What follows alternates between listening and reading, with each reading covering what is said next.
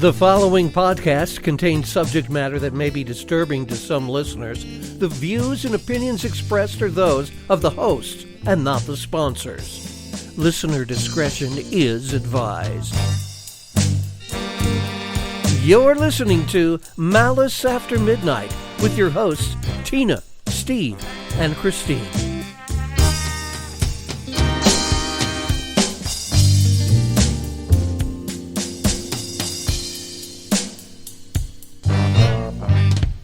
Hello, hello. Hello. Hello. Hello. Hello. Hi. Hello, everybody. Come on, everybody. That's what I was saying. Come on, everybody. That's what it sounded like. Come on, everybody. Okay, So, I have a case, and it's about... Cannibal. No, it's actually not this time. It's about Ronald Dominique, a.k.a. The hash slinging slasher. the slash slinging... Remember, he The was slash slinging. the Bayou Strangler, a.k.a. the Morbidly Obese Bayou Strangler, oh man, a.k.a. the Crybaby Killer. So he was very thin. morbidly obese. It's not one of those things where it's like, hey, skinny, what you up to? Or, you know, and like It's not like tiny? No, tiny. That's what it is. Yeah, no. Tiny. His killing spree was from 1997 to 2006. Should have heard of this guy, and I don't know. Okay, let me say something. This guy killed 23 men and teenagers, okay? Which was Big more numbers. than Jeffrey Dahmer, right? Yeah. Wow. And he had pretty much had, except for the cannibalism, it was the same statistics. 17 of the 23 were African-American men. Mm-hmm. So I don't know why. We didn't hear about it? Yeah, either, you know, so. But let's get started. They keep things quiet down in the bayou. Yeah. Born on January 9th, 1964, in Thibodaux, Louisiana, Ronald Joseph Dominique became the second child in his family. He had an older sister, and his family wasn't really poor, but they didn't have things that many other families had. In school, Ronald was in the glee club and sang in the school choir. He seemed to be a nice guy, helped others when they needed it, and didn't really bother anyone. Back then, he was thought to be homosexual, though he never really admitted it. And some classmates, he claimed, picked on him for it, which, you know, he was born in 64, so people weren't open about it back then, like they are today. When he got older, he frequented gay bars and loved to dress up as his favorite singer. And I paused because it's like not like who I thought it would be. Meatloaf. Elton John. No, Patti LaBelle. Mm. I'm just saying that's Yeah. like of all the ones, Yeah. but he dressed up like Patti LaBelle. Yeah. What the heck? And according to him, no one accepted him. Heterosexuals, homosexuals, he was just constantly made fun of and didn't fit in. I almost think I've heard of this. I remember somebody dressing as Patti LaBelle and not fitting in, or was that another thing? It's probably this thing. Yeah. I've never heard of it. He didn't really keep a job for very long, except when he was a meter reader, and he lived Say that in 3 times, that meter reader. he lived in a small camper on his family's property. But not too small. He was the morbidly obese strangler. Was it Strangler? Slasher. The morbidly Slasher. obese. No, the morbidly obese Bayou Strangler. That was Christine. That I was like the hash whatever. slinging slasher. Yeah. Now, was he morbidly obese, or did he strangle morbidly obese people? No, he was morbidly I'm just joking. obese. Ronald was no stranger to incarceration. Way back in 1985, or in the 1900s, as the kids say these days, Yeah. Back in the Ronald was 1900s. arrested for phone harassment and fined $75. Phone harassment. He was also put in jail for a DUI. What the heck is phone harassment? I guess he was like, well, you were. Or maybe he was Is like, this, is your refrigerator coming? Is your refrigerator running? What did I say coming? Running, sorry. Is he a Caucasian gentleman or an African American gentleman? Or He's Caucasian. okay. You're. I think you know who. Well, the whole Patti LaBelle thing. I'm just wondering. Yeah. No, he's Caucasian, and I didn't mean anything like that when I was thinking that. I was thinking like, you know, Patti No, I know what you LaBelle, mean. like she's good, But, you think Tina Turner or, somebody, Yeah. it was just funny. And, he says he's very innocent and all this stuff, but he sounds like he's, like, mischievous, getting in trouble, so. I wonder if he did the phone harassment as Patti LaBelle.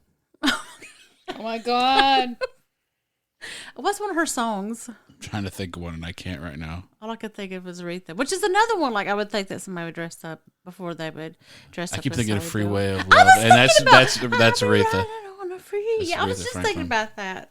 Lady Marmalade. Lady Marmalade. Yeah, Marmalade? that's Is that true. her? She did the original. They pick up New the phone. attitude. They pick up the phone. They're like, "Hello." Got a new attitude. This guy needed a new attitude. Yeah, they pick up the phone. He's like, "I got a new Patty. Leave me alone." In 1993, a man accused Ronald of raping him at gunpoint. He said that he did agree to go back to Ronald's place, which was a camper. But when he said he didn't want to have sex, Ronald went crazy, tying him up and forcing himself on him. He's like, you better get a new attitude. Neighbors did report seeing a half-naked man climb out of Ronald Dominique's window, at which I time... mean, that's a small window if it's a camper, I'm telling right? you. I mean, Yeah. they don't have real big windows. Yeah, I don't know. Maybe this was before the camper. But either way, Ronald was arrested and spent 2 weeks in prison while he awaited trial. Oh, well, he waited trial. Yeah, or in jail, whatever, prison jail. Lockup county. During those short 2 weeks, Ronald claims that he was raped repeatedly and even gang raped to the point where he needed stitches to repair his rectum. Dang. Now, I mean, usually before court, it's just like count. I mean, that's, I don't know. I don't even know what It to just say. I depends don't even on know what what to say. jail he was in, I Prison guess. rape scares the shit out of me. I'm just going to say it right now. I'd never do nothing to put myself in jail. Because, I mean, I'm a pretty tough guy, I feel like, and I can handle myself, but I mean, you can only fight people off for so long. It's scary. It's scary. What is it in Shawshank, the sisters or whatever? They're coming after, yeah. Yeah. Ugh. The unfortunate Two things side of happened this that whole... day. Oh my God. Oh my God. The sisters never bothered Andy, and Boggs never. What is it? And Boggs never walked again. Oh my God. Something like that. So I just miss my friend. the unfortunate side of this isn't that Ronald was raped, okay? Because, I mean, he raped that guy, so it's like, come Yeah, on. it's what he gets. But it was I used to think of that movie American History X when they raped him. Oh, They like talk about him taking. God. He took like 16 stitches in the the Yes, that movie is so horrible. beehole. Yeah. Sorry, Well, I didn't- sorry. We're no. not. We got to get off this whole subject of prison No, it's rape. okay. It's just that I don't know how many stitches that Ronald got, so I can't add to It doesn't that. matter. But One is too many. One stitch. it was that the accuser actually failed to show up after all this in court, and all the charges were dropped. So he could have been in jail, Yeah. In 1996, another man filed a report that he was bound and raped by Ronald Dominique while he was held at knife point. And by knife point, I mean it was like a Bowie knife. Well, Wow. So, it's Bowie, by the way. oh my gosh, it's Bowie. Bowie. I It's a said David that wrong. Bowie knife. It's a Bowie knife. It's a David Bowie Let's knife. dance. Yeah, you pull it out of its sheath and it goes, let's do. Instead of shit. Yeah, that's named after Jim Bowie. Okay. Correction. Thank you, Steve. It's a Bowie. I can't think. Stop thinking about Bowie knife now. Great. Ronald again was arrested, and this time charged with aggravated rape. He got beat up in jail and soon got released, and it was at this time that he decided that he could not go to jail again out of fear of being raped. You know what that means? Kill the witnesses. He's That's what such they a always say. hypocrite. That's something they learn in prison too. It's like you want to get away with rape, you kill the person. That's Well, terrible. why is he all afraid he's going to be raped? He's out there raping people and like with They Bowie raping knives everybody up in here. and he's like, at Hide your gunpoint. kids, hide your wife. He's like, I don't want to have sex. He's like, what'd you say? I think Click. I think we should say real quick that the Bowie knife is going to be patent pending. That's our own idea. Nobody steal that. I'll be making one pretty soon. July 1997. 19-year-old David Mitchell, now he was walking around and he didn't have a car, So he just hitchhiked, wherever he went. Ronald saw him and asked if he needed some money and if he could, quote unquote, fool around. And that's what he says like every time is fool around for it. And he said yes. Now, afterward, he bound and strangled him. And his body was found near a water treatment plant. His pants were down around his ankles, and his cause of death was actually drowning, which was weird because there wasn't much water where he was found. So I don't know. They never could figure out. But unless he put him in the water at home. I mean, I don't know, unless he put him like in the bathtub or something. I don't know. But Gave him a swirly. He had water in his lungs? Yeah. And Swirly. Maybe we shouldn't put that in there. That's kind of rough on somebody just getting killed. it's just like it could have been, really. It could have. I mean, it would be easier sticking his head in a toilet than filling up the tub and then drowning him, right? Yeah, that's true. Okay. Maybe swirly was not the best word for description, but hey. I'm still stuck on the Bowie knife. It's like, hey, man. Oh, leave me alone. I got this knife, man. I was kidding. I love it. December 1997, Gary Pierre, age 20, his body was found. July 1998, Larry Ranson, age 38, his body was found. Now, I do want to say that they were all found unbound, like they weren't all tied up. Ronald would take the ropes off before dumping them. And I don't know, maybe it's to reuse them. I don't know, maybe it's just I don't know. I don't know. He probably just less dumped it. So they weren't. Less evidence, maybe. Well, they weren't putting them all together at first, It's still pronounced Bowie. I don't care how it's spelled. I'm just saying it says Bowie. It's not Bowie. It's Bowie. It is Booby. He's right. Booby? Oh my God, it is Bowie. He's right. Now I want to invent the booby knife. Booby knife. Are you tired of getting motorboated? Then carry the booby knife. Oh my God. All them unwanted stares at your cleavage? Carry the Bowie knife. Do you remember? I still love working on the infomercial for the Bowie knife. Like, if you're like, Do you remember? are you tired of long trips through Suffragette City? Is it too dangerous? Carry the Bowie knife. Do you remember in Xena? I mean, yeah. You remember the show Xena? Well, in her breastplate or whatever, she always had like this little knife that was like curved to go around her little thing. Her little thing. And she'd be like, Booby knife. So that was a big. That was the original booby knife. Okay, so they were also all found in various parishes across the bayou of Louisiana. So let me say something.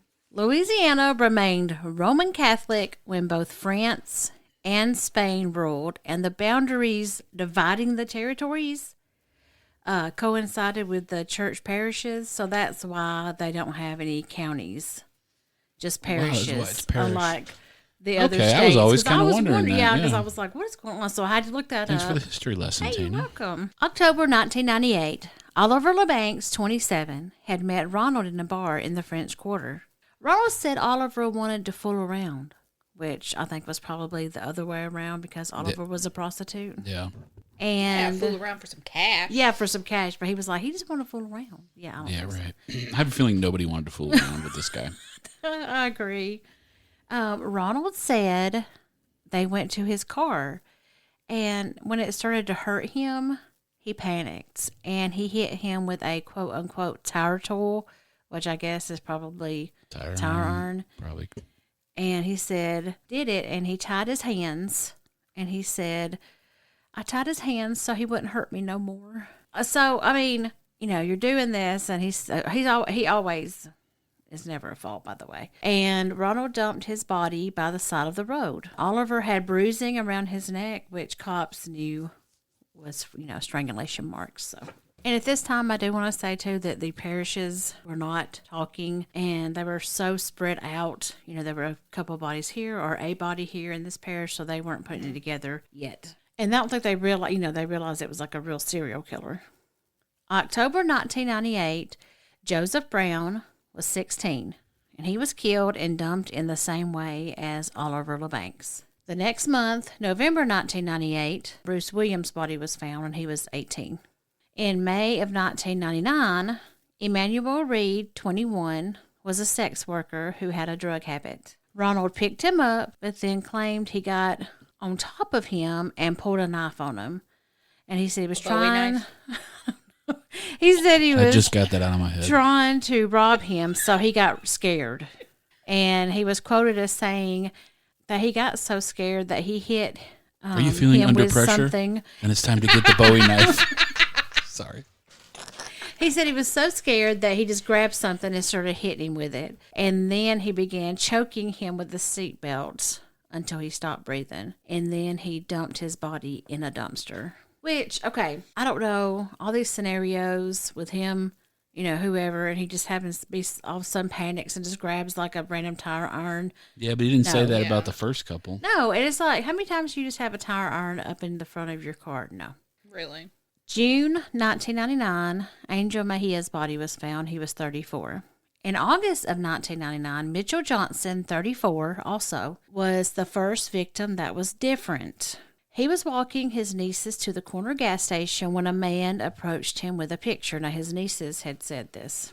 I guess maybe his sister or something had said this because I don't think the nieces knew. But the man showed him the picture and asked him if he wanted to have sex with the girl in the photo. So Mitchell walked his nieces back home, and that was the last time he was seen alive.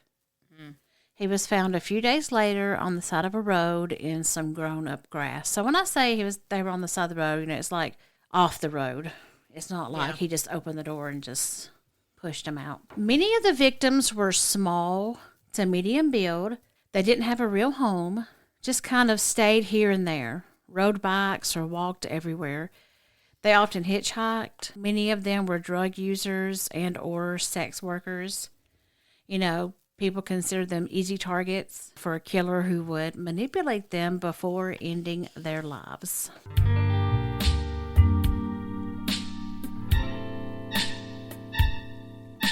More with Tina, Steve, and Christine on Malice After Midnight coming up.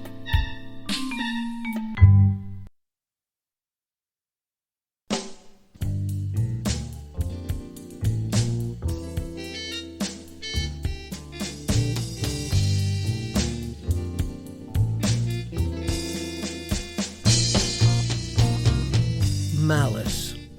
According to Webster's dictionary, malice comes from the Latin malus, meaning bad. It means ill will, a desire to harm another with evil intent. Now more Malice After Midnight with Tina, Steve, and Christine.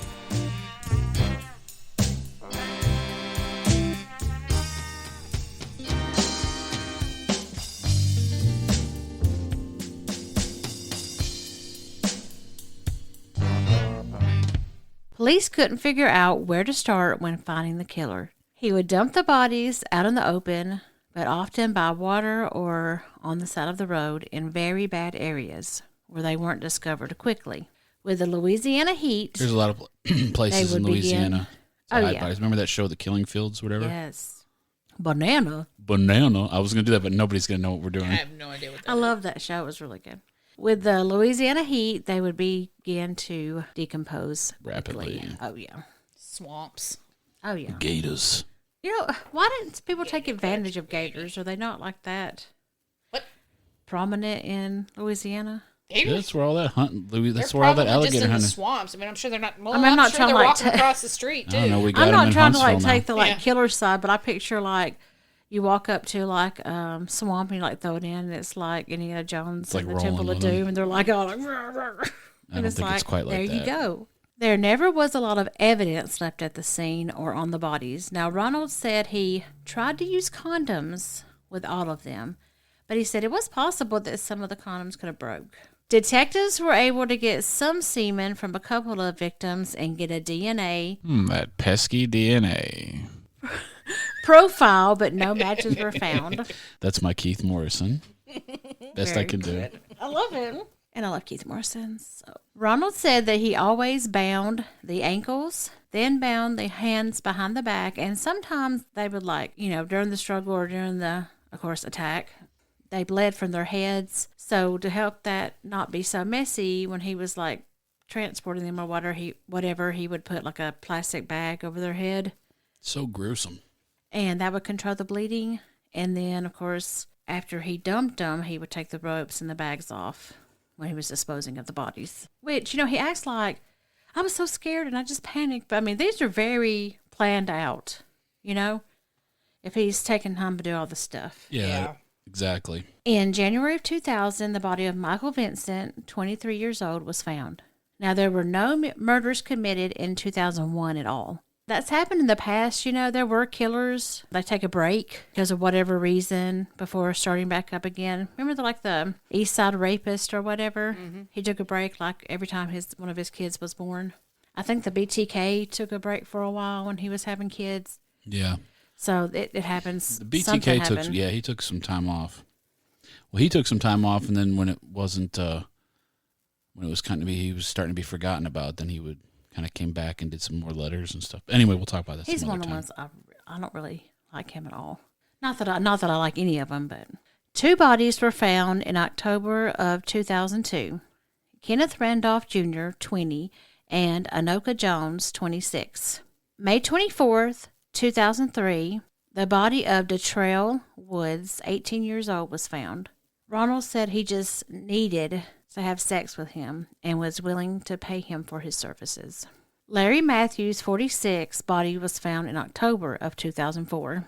So sometimes they're close together, sometimes they're spread out. Yeah, there's some time. Also in October of 2004, 21-year-old Michael Barnett's body was found in a mini storage. That's kind of a bad place. Now, I have a mini storage that I keep all my school stuff in, and let me tell you. That I keep all my bodies in? No, I mean, even in when it's cooler, it still gets hot in there. It's still hot and muggy. And yeah, somebody would be smelling it next door in one of the other units. Well, they said that, this was in October. In Louisiana, it was already hot. I mean, it was still hot, And they said that Michael's body was completely unrecognizable because it had swelled up to 3 times its size. I always think about in The Walking Dead, the well walker. Yes, I bet that's what it looked like. I mean, I can't even imagine coming up on that scene. Look, absolutely horrific. Ronald had said that he pre-planned this and had put a piece of rope and flashlight in the storage unit because that's where they went and met. Please don't, if somebody wants to meet with you and takes you to a storage shed, please don't go in it. I know, really. It's like, hey, there's a rope with a flashlight tied to it. He said he brought that stuff there because he was scared that he might hurt him. That the guy, that Michael might hurt him. So they can never, when they're confessing, ever just admit to it. No, They always got to do say just something to make it sound like they're. Which is always his fake excuse that he was just so scared he was going to be raped. He said Michael was completely fine with the binding until he told him what he was going to do to him, and then he freaked out. I can't believe anything he says. No, I don't. February of 2005, Leon Loret's body was found. He was 22. August Watkins, 31. Now, some of them have more detail, than others. Yeah. August Watkins, 31, was found in a ditch very near water. All the parishes started at this point to put 2 and 2 together. Then they put together a task force. While they were meeting for the first time, 23-year-old Kurt Cunningham's body was found in a bayou. Alonzo Hogan, 28, his body was found in a ditch, but without any DNA evidence on him.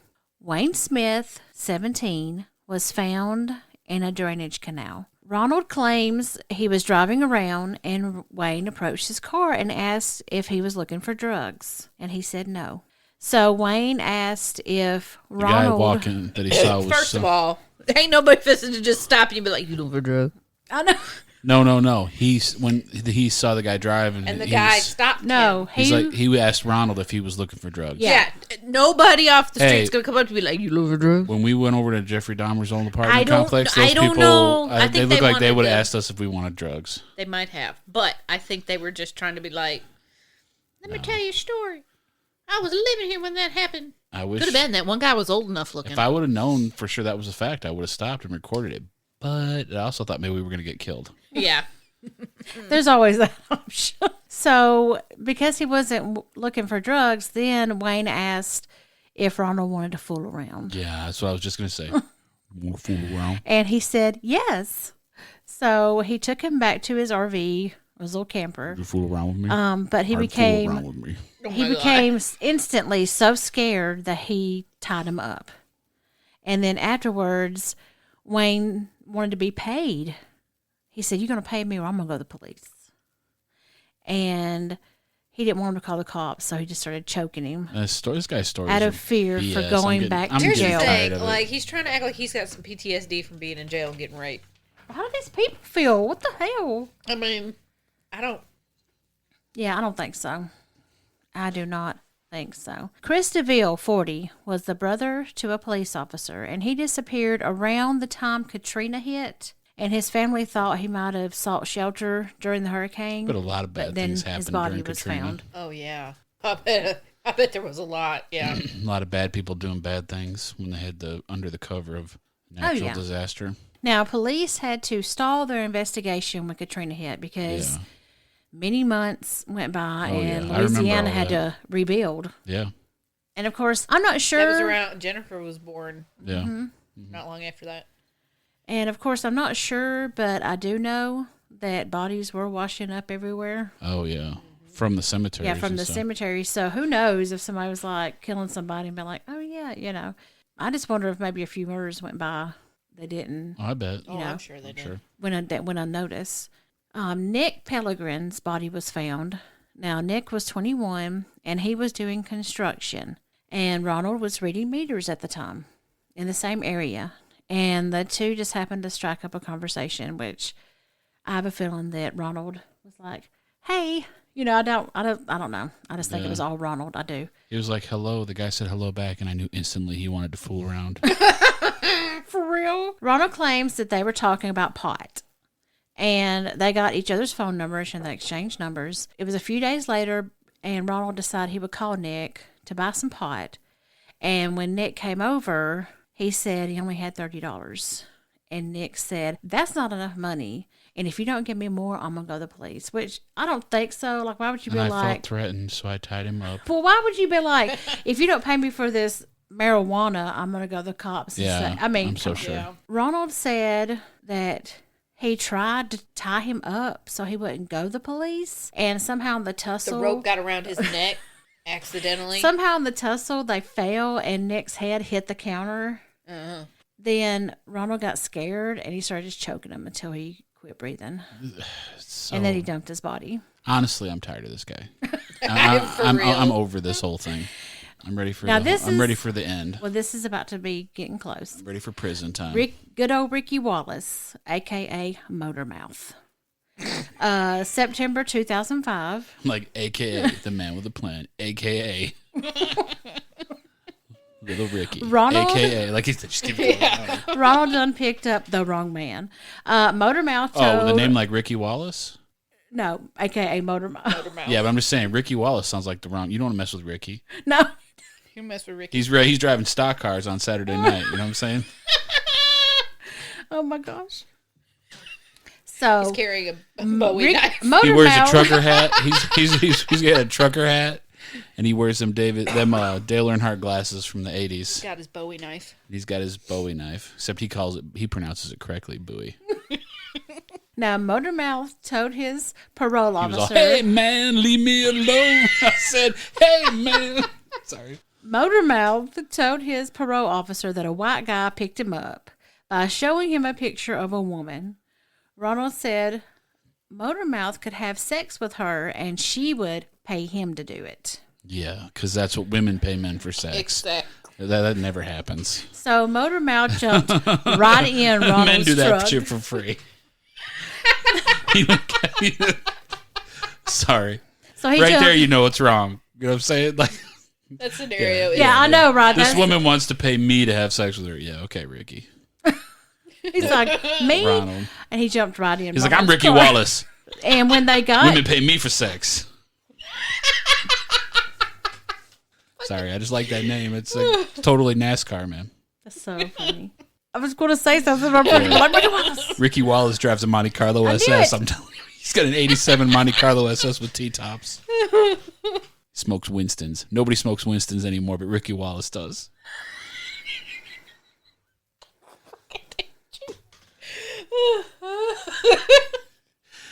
He's got a skull, a skull, you like dip ring in each back pocket. That's Ricky Wallace. You don't mess with Ricky Wallace. I mean, you know Ricky's got a Tennessee waterfall, right? He has got a beautiful, beautiful mullet. Oh, yeah. That's what I picture with the name Ricky Business Wallace. in the front and party all the way in the back. Or it's a rat It's one of tail. them Or a permed- rat tail. It's one of them permed Or a ones. rat tail. Anyway, Tina, go ahead and continue. I will not interrupt anymore. This episode seriously is like so... I'm sorry. People are going to have a hard time following this because all our David Bowie stuff. When they got to Ronald's camper, It's like time to make some changes. Get you a David Bowie knife. Change it. Sorry, I can't stop. You can't turn it off. I can't. Quit moon age daydreaming about your Bowie knife and go buy one today. I'm done. Oh, my God. I'm done. Tina's getting mad. I can't breathe. when they got to Ronald's camper, Ronald brought out the ropes. The ropes. Of course he did. Yeah. And Ronald tried to explain, okay, that the lady had been hurt before and she was afraid. And I think I'm just realizing that when he's talking about the lady, he means himself. But anyway, Yeah. so she would. Maybe when he does that and he comes out dressed as Patty LaBelle. Patty LaBelle, he's like, "The We'll lady." never know. Maybe he showed a picture of him dressed up as Patty LaBelle, and he's like, "This is I think the lady." I actually saw Ronald and I did too. him I dressed as Googled him. like there is no amount of skill, drag queen skill that could make him look like Patty LaBelle. Yeah, I've looked him up. He says, Okay, yeah, he looks more like the drag queen version of Jeff Cook from Alabama. That is insane. Rest in peace. He said that this lady would feel more comfortable if he was bound so that she would feel safe having sex. And Motormouth took one look at those ropes and was like, nah, I'm good. He's like, nah. So he asked Ronald, he said, can you take me back where you picked me up at? And Yeah. you know what? He did. He just said, okay. Yeah. And the parole officer asked Motormouth to show him. Well, I think he saw his reflection in Ricky The maybe Ricky Wilson's mirrored sunglasses, and he was like, "Ronald, what am I doing? Let this man go." Except he went by Ronnie. I was kidding. The parole officer asked Motormouth to show him where this guy lived, and he did. And then the task force was informed, and they wasted no time bringing him in for questioning. See, one witness and he's caught. That's why they don't leave witnesses. From the time he was brought in, Ronald was so polite and accommodating, and he was also so frail and weak. He had to use a cane to get around. Of course he did. Of course he did. Just like the Golden State Killer now, when all Yes, that new stuff, all of a he's sudden he's alive. all like weak and dying. Oh my gosh. Now, he started from his childhood, and he talked about how bad it was and why he was overweight and why he had these multiple jobs and this and that. He was very woe is me and was always the victim and just pathetic and innocent, I know, according it's to been his story detectives. the whole time. I have felt no Of course, that's sympathy how for he him. tried to play it off, Yeah. Now, he said he had heard about these murders and wanted to help them in any way he could. And they said, we're so glad, Ronald. That is so Oh, he hasn't wonderful. admitted to it at this time. And they said, you really want to help us? And he said, yeah. And they said, would you give us some DNA? And he said, of course. So they swapped his cheek and took his DNA. "Oh my god, That pesky DNA. Now, unfortunately, it took almost a year for the DNA to come back. Because in Louisiana, there were 2 other serial killers committing crimes at the exact same times. Really? Yes. Derek Todd Lee, a.k.a. the Baton Rouge Killer, okay? And Sean Vincent Gillis, a.k.a. the other Baton Rouge Killer. oh my." My brother Daryl's my other brother Daryl. It's like so original. They thought real hard on those names. That's pretty bad. Like, we got the Baton Rouge we Killer got the- and this other guy. This is the trial for the Baton Rouge Killer? No, the other one. Oh my god. September 2006, Chris Sutterfield, 27, was found near a swamp. Now, I do feel sad for all the victims, but this last one didn't even need to happen because they had him. You know what I'm saying? Like, it took that long for the DNA to get back, So unfortunately. he was still out on the They loose let while they him were doing loose. the DNA. Wow. It took like 10 months, I think. On TV shows, they always act like DNA is like instant. Oh, yeah. Like if you watch like CSI and all that kind of stuff. Yeah, and then it's not.